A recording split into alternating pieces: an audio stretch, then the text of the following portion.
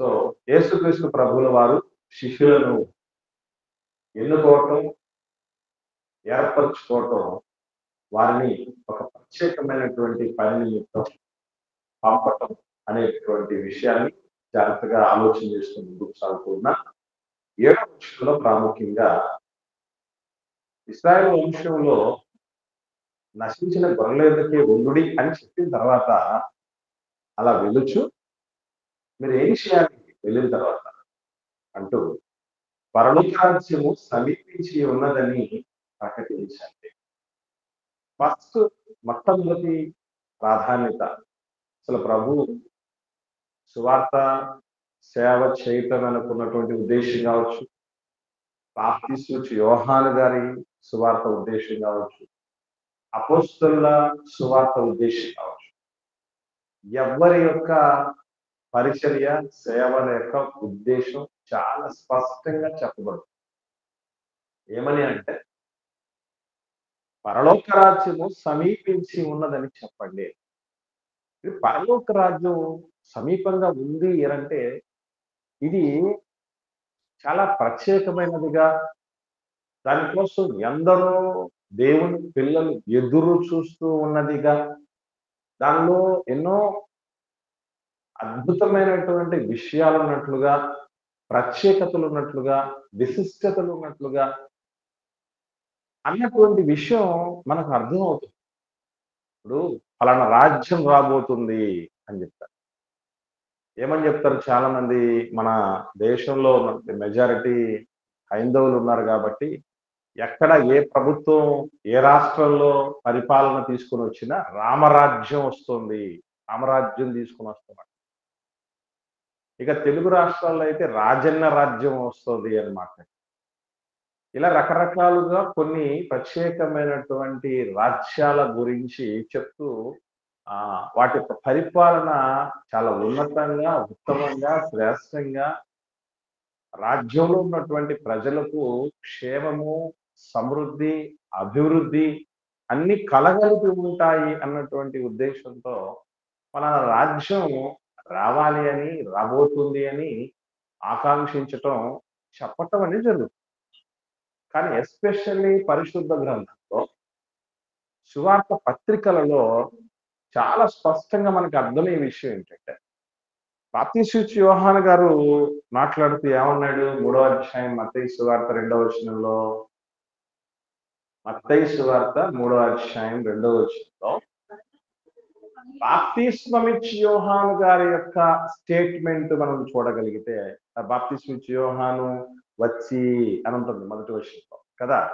ఈ ఆ దినముల యందు బాప్తిస్మిచ్చు యోహాను వచ్చి పరలోక రాజ్యము సమీపించి ఉన్నది, మారు మనసు పొందుడని యూదయ అరణ్యములో ప్రకటిస్తూ ఉన్నాడు. అంటే బాప్తిస్మిచ్చు యోహాను గారి యొక్క రాక వెనక ఉద్దేశం ఏంటి, ఆయన ప్రకటన యొక్క ఉద్దేశం ఏంటి, ఆయన సేవ యొక్క ఉద్దేశం ఏంటి, ఆయన పరిచయం యొక్క ఉద్దేశం ఏంటి అని అంటే చాలా స్పష్టంగా రాయబడింది. ఏమనంటే పరలోక రాజ్యం సమీపించింది. పరలోక రాజ్యం గురించి చెప్తూ ఒక హింట్ ఇస్తున్నాడు, ఒక ఇన్ఫర్మేషన్ ఇస్తున్నాడు యోహాన్ గారు అయితే ఎస్పెషల్గా. ఏమని అంటే మరి ఇది సమీపిస్తోంది కాబట్టి మనం ఏం చేయాలి? ఓ యూదులారా మీరేం చేయాలి? ఓ ఇశ్రాయేలులారా మీరేం చేయాలి అని అంటే మారు మనసు పొందండి. అంటే ఈరోజు మానవుల మధ్య ఒక రాజ్యం రావాలనుకోండి, అందరూ కలిసి ఓట్లేస్తే వచ్చేస్తుంది రాజ్యం. కానీ దేవుడు కోరుకున్న రాజ్యం, పరలోక రాజ్యం అనేది రావాలి అంటే దాని కొరకు మనుషుల నుంచి ఏమి రావాలట? మనసు మారాలట. మనసు దేవుడు మార్చుకోలేడా? మా ఆన్లైన్ లో ఉన్న వాళ్ళు రెస్పాండ్ అవ్వండి. మనసు దేవుడు మార్చుకోలేడా? మార్చుకోగలుగుతాడన్నా. మరి మార్చుకోగలిగినప్పుడు మీరు మారు మనసు పొందండి అని మనం చెప్తున్నాడేంటి? ఆయన స్వతంత్రాన్ని చేసేసుకున్నాడు. ఇచ్చి ఉంటున్నాడన్నా. అది మనకు కలగాలి అనేసి ఒక ఉద్దేశాన్ని వెరీ గుడ్ అమ్మా. చెప్పడం జరిగింది. మానవులకు దేవుడు ఒక స్వతంత్రతనిచ్చాడు. రోబోలాగా తయారు చేసుకోవాలనుకుంటే రోబోలు కానీ చేసుకునేవాడే. ఎవ్వడు ఆయన్ని అడగడానికి ఏ హక్కు లేదు. ఎందుకనంటే ఆయన కుమ్మరి, మానవులం మనం ఆయన చేతి పాత్రలం. ఆయన కొన్నింటిని పూజలుగా చేసుకుంటాడు, కొన్నింటిని కొన్ని రకాలైన పాత్రలుగా తయారు చేసుకుంటాడు. ఒక్కొక్క దాన్ని ఒక్కొక్క రకంగా తయారు చేసుకున్నప్పుడు ఆ పాత్ర వచ్చి ఏ రోజు కూడా కుమ్మరిని నన్నెందుకు ఇలాగే చేసావని పొరపాటును కూడా అడగదు.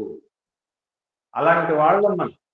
కానీ దేవుడు మనకు ఎంత అధిక్యత, ఎంత అద్భుతమైనటువంటి విషయం చెప్పాడంటే, నేను బైబిల్ గ్రంథ 8 అద్వితీయ విశిష్టతల గురించి చెప్పేటప్పుడు ఇదే అంటాను. స్వతంత్ర పోరాటంలో బాలగంగాధర తిలక్ అన్నాడు, స్వాతంత్రం నా జన్మ హక్కు అని. కానీ మానవుడికి ప్రారంభం నుంచే ప్రతి మనిషికి స్వతంత్రతను జన్మ హక్కుగా దేవుడు ప్రసాదించాడు. సో అలా ప్రసాదించడం వెనక ఉద్దేశం ఏంటంటే, మనకు మనముగా విలువని ఎరిగి ఆయన దగ్గరికి రావాలన్నది ఆయన యొక్క ప్రధానమైన ఉద్దేశం. ఇది చాలా మందికి తెలియక ఏదో మతం మార్చేస్తున్నారు, మత మార్పిడి చేసేస్తున్నారు అనే మాట చాలా మంది చెప్తారు. ఏమాత్రం సరైంది కాదు, సబబైంది కాదు. మనిషికి ఇష్టమైతేనే ఏదైనా చేయటానికి పరిస్థితులు దేవుడు కలిగించాడు. అందుకే దేవుడి రాజ్యం అనేది మనిషికి చేరువవ్వాలంటే దేనితో ముడిపడి ఉందట అంటే, మారు మనసుతో ముడిపడి ఉందట. ఇప్పుడు మన మనసుకి ఏమైంది? మనసుకు ఏమైంది అని అంటే, కల్మషం వచ్చి పడింది. మనల్ని తెచ్చిపెట్టుకున్నాం మనసుకు కల్మషం.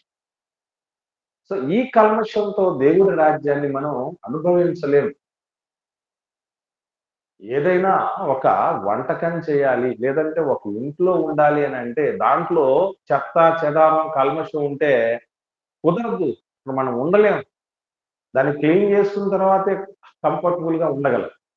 ఇది ఎంత నిజమో దేవుడు కూడా మనసులో ఉండాలన్నా, లేదా దైవికమైనటువంటి వాతావరణం మన జీవితంలోనికి రావాలన్నా ముందు మనకు మనంగా మనసును మార్చుకోగలగాలి, మారు మనస్సును పొందాలి అని చెప్పాడు. అలాగే యేసు ప్రభు యొక్క బోధన కూడా ఎలా మొదలైంది? 4వ అధ్యాయము మత్తయి సువార్తలోనే 4వ అధ్యాయము యేసుక్రీస్తు ప్రభువుల వారు పరిచర్య మొదలు పెట్టేటటువంటి పరిస్థితి అక్కడ మాట్లాడుతూ ఏమని మాట్లాడుతూ చెప్తున్నాడు అని ఆలోచన చేయగలిగితే 4వ అధ్యాయం 12 నుంచి 16, 17 వచనం ఎస్పెషల్ గా చూద్దాం. 17 వచనం 16 నుంచి మొదలవుతుంది. 12, 16 వచనాల్లో 17 వచనంలో ఎస్పెషల్ ఏమని చెప్పబడింది? అప్పటి నుండి యేసు పరలోక రాజ్యము సమీపించి ఉన్నది గనుక మారు మనస్సు పొందుడని చెప్పుచు ప్రకటింప మొదలు పెట్టారు. యేసుక్రీస్తు ప్రభుల వారు కూడా ఎస్పెషల్లీ చెప్తూ ఇక్కడ కూడా అదే అంటున్నాడు, పరలోక రాజ్యం సమీపించారు. నిజంగా అప్పటికి అంటే బాప్తిస్మ యోహాను గారు ప్రకటించే సమయానికి, యేసుక్రీస్తు ప్రభుల వారు ప్రకటించే సమయానికి, అపొస్తలులు ప్రకటించే సమయానికి దేవుని రాజ్యం ఈ భూమి మీద పూర్తిగా స్థాపించబడలేదు, ప్రారంభించబడలేదు. రాబోతుంది రాబోతుంది అని చెప్పారు. అంటే టు బి హ్యాపెన్, జరగబోతోంది, భవిష్యత్తులో జరగబోతుంది, రాబోతుంది. అయితే అది ఎప్పటికొచ్చింది? దేవుడి రాజ్యము ఎప్పటికి భూమి మీదకి వచ్చింది అని అంటే, మనకు సువార్త పత్రికల్లోనే కొన్ని హింట్స్ దేవుడు ఇచ్చాడు. ఏమని అని అంటే, ఈ సత్యాలు తెలియకపోతే కొందరు మీరు చెప్పండి, అమ్మ మీకు ఇప్పటికీ దేవుడి రాజ్యం రాబోతుంది అన్నటువంటి బోధలు మీరు వినటం కానీ, లేదా మీరు నమ్మటం కానీ అట్లా చేసిన వాళ్ళు ఎవరన్నా ఉన్నారా? ఆన్లైన్ లో ఉన్నారు. దేవుని రాజ్యం రాబోతుంది. ఎందుకంటే యేసు కొన్ని రకాలైనటువంటి బలమైన వాదనలు లోకంలో ఏమున్నాయంటే, యేసుక్రీస్తు ప్రభువుల వారు 2వ రాకడలో ఈ భూమి మీదకి వచ్చిన తర్వాత దేవుడి రాజ్యాన్ని స్థాపిస్తాడు. స్థాపించిన తర్వాత మరలా ఆ రాజ్యంలోనికి రావటానికి మనుషులకు అవకాశం ఇస్తాడు. సుభిక్షమైనటువంటి 1000 ఏళ్ల పరిపాలన చేస్తాడు. దేవుని రాజ్యం అప్పుడే వస్తుంది, ఇంకా రాలేదు. 2వ రాకడ వరకు దేవుడి రాజ్యం అనేది రాలేదన్నటువంటి బోధనలు కూడా ఉన్నాయి. ఇలాంటివి విన్నవాళ్ళు కానీ, లేదా దాని విషయంలో సందిగ్ధత ఉన్నవాళ్ళు కానీ, లేదా దాన్ని నమ్ముతున్న వాళ్ళు కానీ ఎవరైనా ఆన్లైన్ లో ఉన్నారా?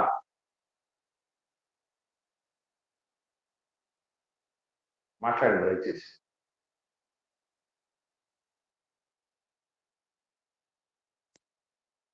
మాట్లాడమ్మా కుమారి. వందనాలన్నా.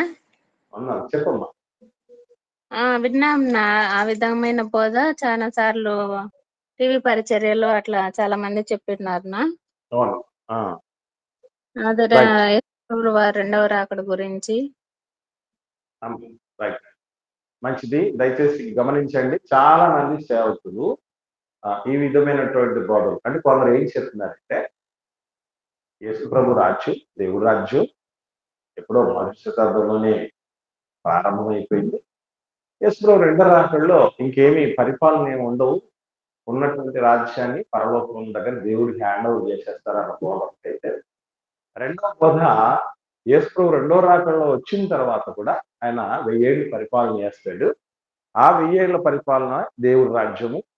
అందుకనే పాటలు కూడా యేసు రాజుగా వచ్చుచున్నాడు, భూలోకమంతా తెలుసుకుంటారు అనేటువంటి పాటలు కానీ, చాలా డాక్ట్రిన్స్ అంటారు వాటిని, సిద్ధాంతాలు కానీ రావడం జరిగింది. సో దీనికి సంబంధించి కొన్ని స్పష్టమైనటువంటి ఆనవాళ్ళు దేవుని రాజ్యానికి సంబంధించి మనం తెలుసుకోవాల్సిన ఆవశ్యకత ఉంది. చాలా జాగ్రత్తగా అన్ని నోట్ చేసుకోండి దయచేసి. 9వ అధ్యాయం మార్కు సువార్త ప్రారంభ వచనం చూద్దాం. మార్కు సువార్త 9వ అధ్యాయము ప్రారంభ వచనం. మరియు ఆయన ఇక్కడ నిలిచియున్న వారిలో కొందరు దేవుని రాజ్యము బలముతో వచ్చుట చూచు వరకు మరణము రుచి చూడరని నిశ్చయముగా మీతో చెప్పుచున్నాను అన్నారు. అంటే యేసుక్రీస్తు ప్రభువుల వారు ఒక హింట్ ఇస్తున్నారు, స్పష్టమైన ఆనవాలు ఇస్తున్నారు.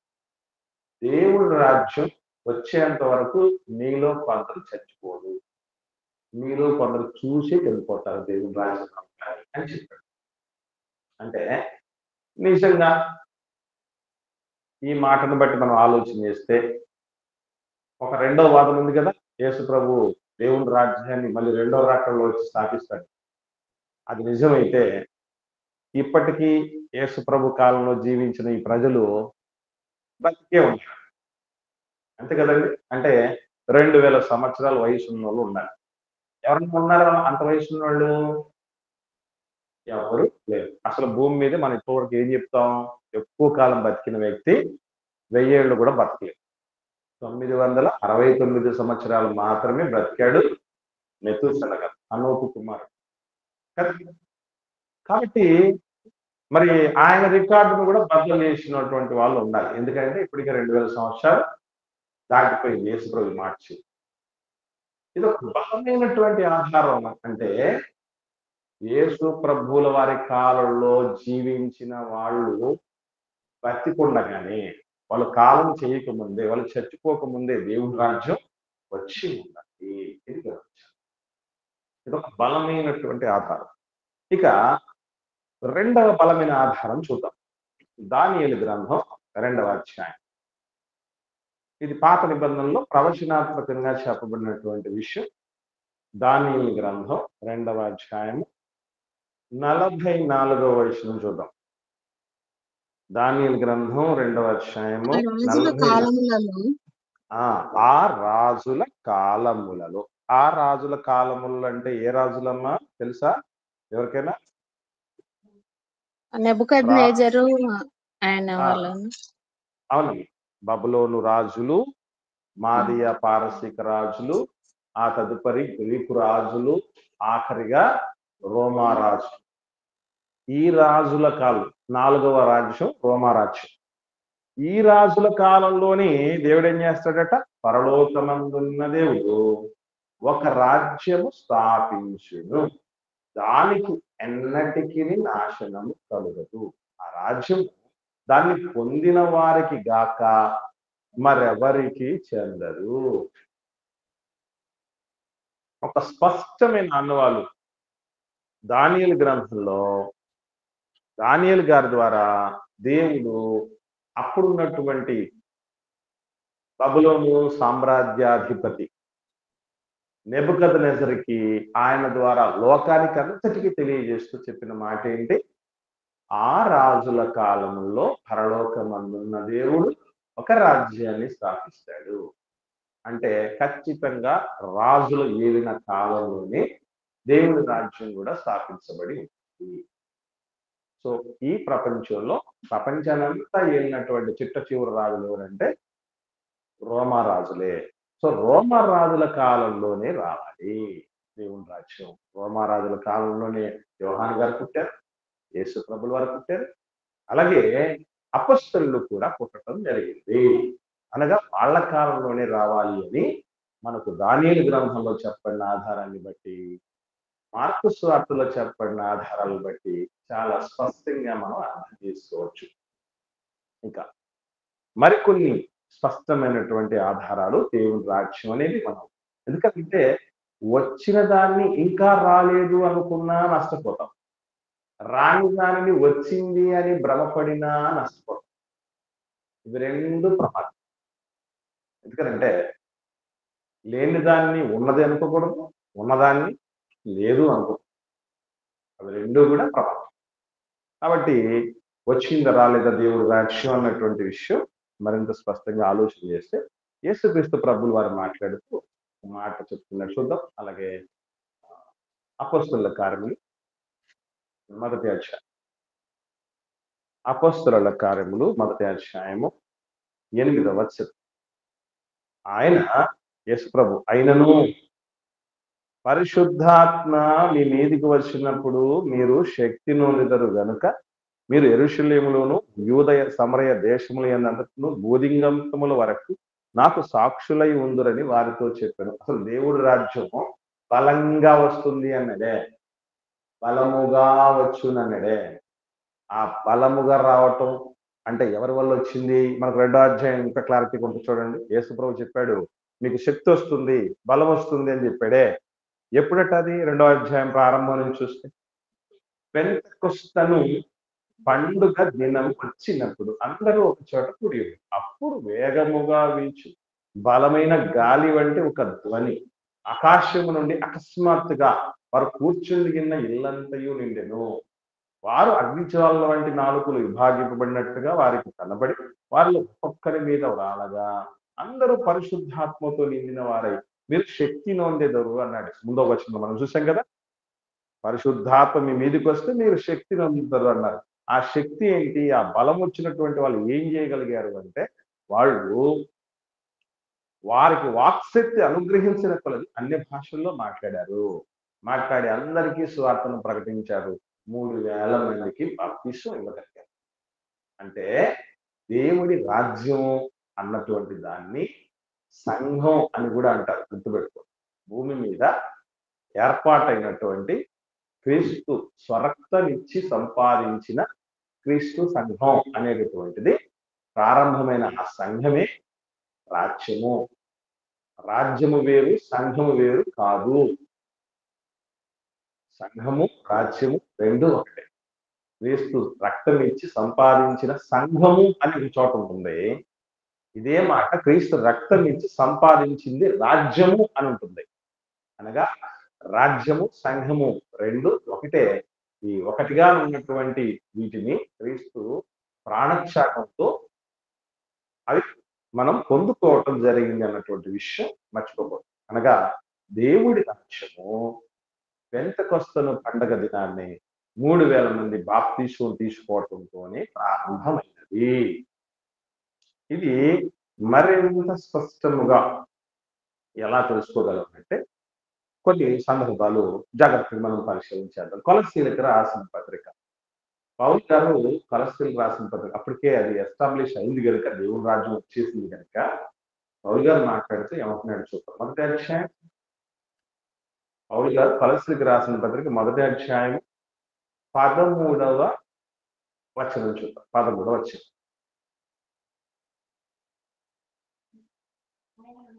ఆయన మనలను అంధకార సంబంధమైన అధికారము నుండి విడుదల చేసి తాను ప్రేమించిన తన కుమారుని యొక్క రాజ్య నివాసులనుగా చేయును అన్నాడా? చేయును అన్నాడా? చేసెను అన్నాడు. చేసెను అంటే అర్థం ఏంటి? జరిగిపోయింది, పాస్ట్ టెన్స్. అంటే ఈ పత్రిక రాయబడేటటువంటి సమయానికే మొదటి 100 సంవత్సరాలలోపే రాయబడిందండి ఈ పత్రిక. మొదటి 100 సంవత్సరాల్లోపే ఏమైపోయిందనమాట? దేవుడి రాజ్యం అనేది, ఆ రాజ్య నివాసంలోనికి మనం రావటం అనేది జరిగిపోయినది అన్నటువంటి స్పష్టత ఇక్కడ చాలా స్పష్టంగా కనబడుతుంది. అలాగే మరికొన్ని విషయాలు మనం ఆలోచన చేస్తే హెబ్రీలకు రాసిన పత్రిక చూద్దాం. హెబ్రీలకు రాసిన పత్రిక 12వ అధ్యాయం చివరి 2 వచనాలు, 28, 29 వచనాలు చూద్దాం. అందువలన మనం నిశ్చలమైన రాజ్యం పొంది, నిశ్చలం అంటే అర్థం ఏంటి? ఇంకా అది చెల్లించటం అనేది జరగదు, స్థిరమైనటువంటిది అని అర్థం. ఏమండి? నిశ్చలం అంటే దీన్ని ఇంకో రకంగా చెప్పాలంటే అచలం అంటారు. అచలం అంటే కొండ, కదలనిది అని. అచలం, నిశ్చలం రెండు ఒకటే. కదలనటువంటి రీతిగా స్థిరంగా ఉండిపోతుంది అనేటటువంటి రాజ్యమును పొంది దైవ కృప కలిగి ఉందము. ఆ కృప కలిగి వినయ భయభక్తులతో దేవునికి ప్రీతికరమైన సేవ చేయదుము.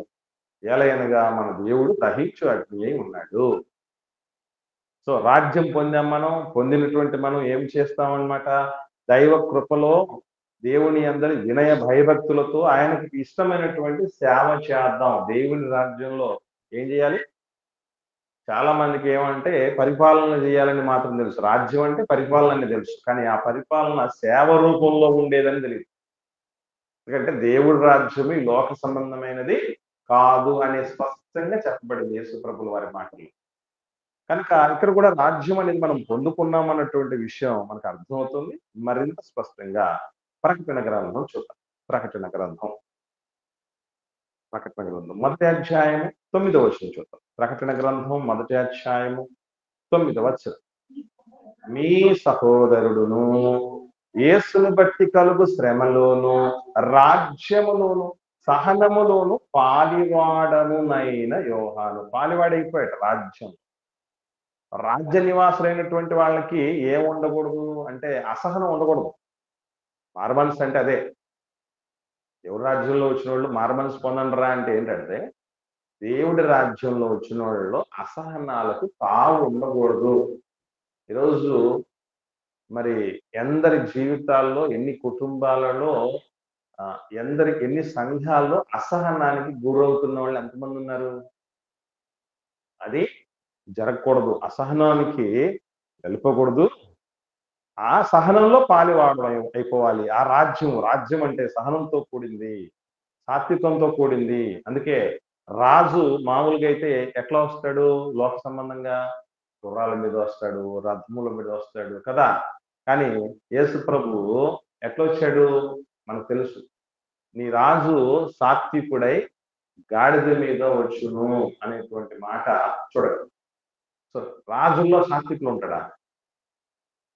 సాత్వికమైన రాజులు ప్రపంచంలో చూసామనుకోండి, వాడు ఆ విధంగా ఉంటే లోక సంబంధంగా ఎవరన్నా రాజులు సాత్వికులు ఉంటే ఆ రాజు నిలబడలేడు కదా. రక్తపుటేర్లు పారించారు, కత్తి గట్టిగా ఘనంగా తిప్పగలగాలి, ఎన్నో యుద్ధ విద్యలు తెలుసుకొని ఉండాలి, చాలా రకాలైనటువంటి మెలకువలు తెలిసి ఉన్నటువంటి పరిస్థితి ఉండాలి. కానీ లోక సంబంధమైన రాజ్యము రాజు కాదు కనుక ఇప్పటికీ చాలా మంది యూదులు మెస్సియా అనేటువంటి రాజు వస్తాడు, అభిషిక్తుడు వస్తాడు అని ఎదురు చూస్తున్నారు. ఈ రోజు ఈ లోక సంబంధమైనటువంటి రాజ్యాలన్నింటినీ కూడా తీసేసి ఆయన రాజ్యంలో స్థాపిస్తాడు. ఎందుకంటే వాళ్ళు కూడా ఎక్కడ అపార్థం చేసుకున్నారంటే భౌతికంగా వస్తాడని, భౌతికమైనటువంటి రాజుల్లాంటి రాజ్య పరిపాలన చేస్తాడని వాళ్ళు భ్రమపడుతున్నారు. అందుకే ప్రభువు చాలా స్పష్టంగా చెప్పాడు అప్పుడే. ఈరోజు మనలో కూడా చాలా మందికి సేవకుల్లో కూడా రాజ్యం రాబోతుంది అన్నటువంటి భ్రమ ఎందుకు కలిగింది అని అంటే దాని ఛాయలు. యేసు ప్రభు అంటాడు, పరలోక రాజ్యం ఇక్కడ ఉందో అక్కడ ఉందో ఇప్పుడు వస్తుంది అప్పుడు వస్తుంది అనకండి, మనతోనే ఉంది అన్నాడు. మనతోనే ఉన్నాడు, మనతోనే ఉంది, మనలోనే ఉంది అని అంటే మార్పు చెందిన ప్రతి మనిషిలో, అంటే బాప్తిసం పొంది దేవుని యొక్క గుణగణాలను అందిపుచ్చుకుంటున్న ప్రతి మనిషిలో దేవుని రాజ్యం ఏలుతూ ఉంటుంది. మాటలు చెప్పాలంటే దేవుడి రాజ్యం అంటే దేవుడి యొక్క పరిపాలన, దేవుడి అధికారం, దేవుడి అదుపాజ్ఞల్లో బ్రతకటం. అది అది దేవుడి రాజ్యంలో ఇది ఎప్పుడో వచ్చేసింది అని చెప్తున్నాడు. అలాగే 6వ అధ్యాయం చూద్దాం, ఎంత స్పష్టంగా ఉంది. ప్రకటన గ్రంథం 6వ అధ్యాయం 10వ వచనం చూద్దాం. 10వ వచనం. వారు 5వ అధ్యాయం 5వ అధ్యాయం 10వ వచనం చూద్దాం. 6 కాదు, 5వ అధ్యాయం 10వ వచనం. ఆ పెద్దలు, నీవు ఆ గ్రంథమును తీసుకొని దాని ముద్రలను విప్పుటకు యోగ్యుడు, నీవు వధింపబడిన వాడిపై నీ రక్తమిచ్చి. Note this point. ప్రతి వంశంలో, ఆయా భాషలు మాట్లాడేవారు, ప్రతి ప్రజలు, ప్రతి జనంలో దేవుని కొరకు మనుషులను కొని మా దేవునికి వారిని ఒక రాజ్యముగాను యాజకులను గాను చేసితివి అయిపోయింది. యేసు ప్రభు ఎప్పుడు రక్తం అయితే ఇచ్చాడో అప్పుడే రాజ్య స్థాపన జరిగిపోయింది. ఈ ప్రపంచంలో రక్తము పారించి ఎదుటివాని రక్తాన్ని ఒలికించి రాజ్యాలు ఏర్పడితే లోక సంబంధమైన రాజ్యాలు. ఎవరైతే రాజ్యాన్ని స్థాపించబోతున్నారో ఆయనే ప్రాణార్పణం అయిపోయి రాజ్యం స్థాపించడం జరిగింది. అందుకే లోక సంబంధమైన రాజ్యం కాదు అని చెప్పింది యేసు ప్రభు రాజ్యం గురించి. కనుక రాజ్యం అనేది ఏనాడో వచ్చేసింది. మరి యేసు ప్రభు రెండో రాకడలో ఏం జరుగుతుంది? యేసు ప్రభు రెండో రాకడలో మరి ఏం జరుగుతుంది అని అంటే చూద్దాం. దానికి కూడా బైబిల్లో దేవుడు చక్కటి సమాధానం చెప్పాడు. కొరింథీయులకు రాసిన మొదటి పత్రిక పౌలు గారు 15వ అధ్యాయం 24, 25 వచనం చూద్దాం. చాలా ప్రాముఖ్యమైన మాటలు ఇవి, జాగ్రత్తగా ఆలోచన చేయండి. కొరింథీయులకు రాసిన మొదటి పత్రిక పౌలు గారు 15వ అధ్యాయం 24, 25 వచనం. అటు తర్వాత ఆయన సమస్తమైన ఆధిపత్యమును, సమస్తమైన అధికారమును, బలమును కొట్టివేసి తన తండ్రి అయిన దేవునికి రాజ్యము అప్పగించును. యేసు ప్రభువు రెండవ రాకడ సందర్భములో చెప్తున్న మాటలండి. ఎందుకంటే 23వ వచనం చూడండి. అది రెండవ రాకడతో కాదు, మనకు అర్థమైపోతుంది. ప్రతివాడు తన వరుసలోనే బ్రతికింపబడును. ప్రథమ ఫలము క్రీస్తు, తర్వాత క్రీస్తు వచ్చినప్పుడు ఆయన వారు బ్రతికింపబడుదురు. క్రీస్తు వచ్చినప్పుడు అంటే సెకండ్ కమింగ్, రెండవ రాకడ సందర్భం అది. ఆ టైంలో ఆధిపత్యాన్ని, అధికారాన్ని, బలాన్ని కొట్టేసి తన తండ్రి అయిన దేవునికి క్రీస్తే ఉన్న రాజ్యాన్ని అప్పగిస్తాడు. ఆ తర్వాత అంతం వస్తుంది. ఎంత స్పష్టమైనటువంటి మాటలు చెప్తున్నాడు చూడండి. అంటే ప్రభు రెండవ రాకడలో ఏం జరుగుతుందని అంటే ఉన్న రాజ్యాన్ని యేసుక్రీస్తు ప్రభువుల వారు తండ్రికి హ్యాండ్ ఓవర్ చేస్తాడు. ఆ తదుపరి అంతం జరిగిపోతుంది అన్నటువంటి విషయాలు చాలా స్పష్టంగా రాయబడ్డాయి. మీకు ఒకవేళ సందేహం కలగచ్చు, మరి 1000 ఏళ్ళు పరిపాలన చేస్తారు క్రీస్తుతో అని ప్రకటన గ్రంథంలో ఉన్నదే. ఆ 1000 ఏళ్ళ పరిపాలన అనేటువంటిది ఏదన్నా ఉందంటే అది ఇప్పుడు జరుగుతున్నదే. యేసుక్రీస్తు ప్రభువుల వారు ఆ రోజు రాజ్యం స్థాపించిన తర్వాత ఉన్నటువంటిదే అనేది మనం అర్థం చేసుకోవాలి.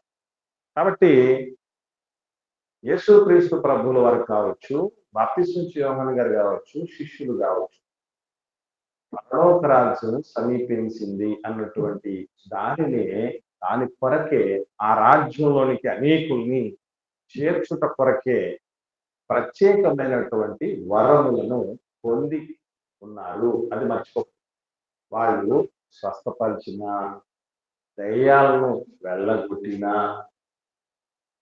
భాషలు మాట్లాడినా, ఏ పని చేసినా, చనిపోయిన వాళ్ళని సైతం లేపినా పర్పస్ ఏంటి అంటే దేవుని రాజ్యం, నీ రాజ్యము వచ్చుగాక. నీ రాజ్యం వచ్చుగాక అనే పదం మీరు ఒకసారి ఆలోచన చేయండి. దాన్ని ఇప్పుడు మనం పలకచ్చ పలకూడదా, మనం కోరచ్చ కోరకూడదా అండి?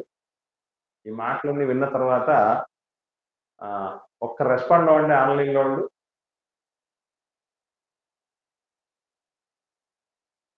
మీ రాజ్యం వచ్చుగాక అన్నటువంటి కోరిక లేదా మనం ఆకాంక్ష కలిగి ఉండొచ్చా, కలిగి ఉండకూడదా? తండ్రి అనొచ్చా, అడగచ్చా, అనకూడదా? అనకూడదన్న. అనకూడదు. ఇంకా అనకూడదన్నా. అనకూడదు. నేను అంటాను అనొచ్చు. ఎందుకనంటే దీన్ని ఎలా అనుకోవాలంటే బాగా ఆలోచన చేయండి, ఎవరు కన్ఫ్యూజ్ అవ్వదు.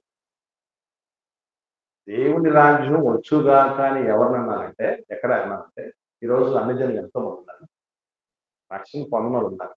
మరి వాళ్ళందరూ దేవుని రాజ్యంలోనికి రావాలి. వాళ్ళ జీవితంలోనికి దేవుని రాజ్యం వచ్చుగాక అని మనం అనాలి. అనడంతో కుదరదు, మళ్ళీ ప్రయత్నించాలి, శక్తిలోపం లేకుండా ప్రయత్నించాలి. కాబట్టి దేవుడి రాజ్యము అన్నటువంటిది మనకు వచ్చింది. మనం వచ్చాం దేవుని రాజ్యంలోనికి, బాగానే ఉంది. మరి మిగతా వాళ్ళ సంగతి ఏంటి? కాబట్టి నీ రాజ్యం వచ్చుగాక అన్నటువంటి ఆ ఆకాంక్ష మనం కలిగి ఉండటంలో తప్పలేదు. ఎవరి విషయంలో? రాని వారి విషయంలో, రక్షణ పొందని వారి విషయంలో. మనకేదో కడుపు నిండిందని ప్రపంచం అంతా కడుపు నిండింది అనుకోకూడదు కదా. కాబట్టి ఎందరో ఉన్నారు దేవుని రాజ్య వారసులు కాక.